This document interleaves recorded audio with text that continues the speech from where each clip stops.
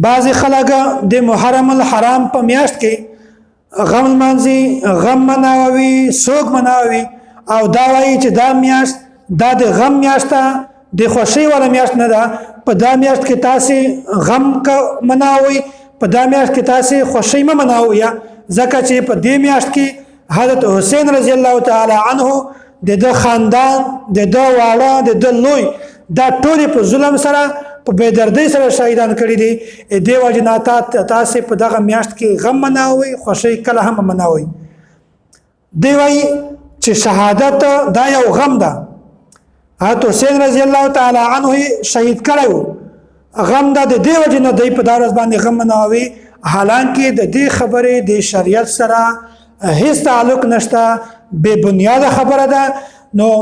دا خبره تاسو په ذهن کې وساتئ چې شهادت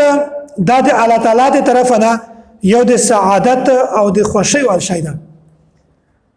کچېره دغه شهادت د الله تعالی دی طرف نه د خوشي ول یا د سعادت ول شي نه وای نو الله تعالی رسول او صحابه کرام با کله هم د شهادت تمنا نه وای کړي خو رسول الله صلی الله علیه وسلم او صحابه کرام رضوان الله تعالی علیهم اجمعین دغه د شهادت تمنا کړي و دغه دا معلومه شوه چې شهادت د غم شي نه ده بلکې د الله تعالی طرفنه یو د خوشي ول او یو د سعادت ول شي ده چې صحابه کرام هم تمنا کړي و او پیغمبر علیه الصلاه والسلام هم تمنا کړي و حالانکه حضرت عمر رضی الله تعالی عنه دبا همیشه د شهادت حاصل اولو لپاره د دعا غوښتل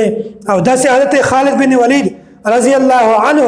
دا همیشه ټول ژوندۍ په جهاد کې تیر کړه صرف ته شهادت د حاصلولو لپاره او د نبی علیه الصلاه والسلام دا د شهادت تمنا هم کړی دا او خلکو ته د ترغیب هم ور کړی دا نو ګوره کچېرته شهادت دا د غم ور شي وای نو دیبا کله هم د شهادت تمنا نه کوله کله به هم د شهادت دعا نه غوښتله او داسې د حضرت ابو هريره رضی الله تعالی عنہ روایت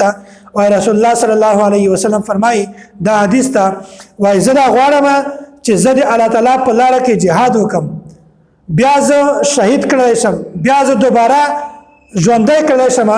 او زه بیا دوباره دوه مر باندې بیا زه د الله تعالی په لار کې jihad وکم زه بیا شهید کړی شم زه بیا دوباره بیا را ژوندۍ کړی شم او زه درم ور بیا د الله تعالی په لار کې jihad وکم او زه بیا شهید کړی شم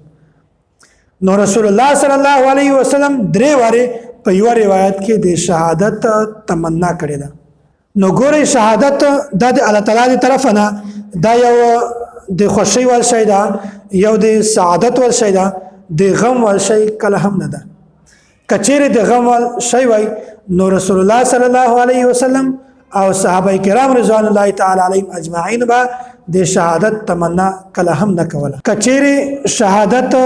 دا د غم وجوي د سوګ وجوي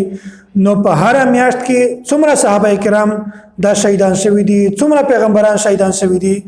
خو کله هم یو پیغمبر یا یو صحابي د دوی د شهادت ورځ دا به تور یادګار کله هم نه منو کړي او دا حضرت علی رضی الله تعالی عنہ شهید شوی دا حضرت عثمان غنی رضی الله تعالی عنہ شهید شوی دا حضرت عمر فاروق رضی الله عنه شهید شوی دا خو کله هم د شهادت ورځ دا به تور یادګار نه د مناو کړي او دا سید نبی علیه الصلاه والسلام په ژوند کې څومره غټ بزرګانو چې هغه شهیدان شوی دي خو رسول الله صلی الله علیه وسلم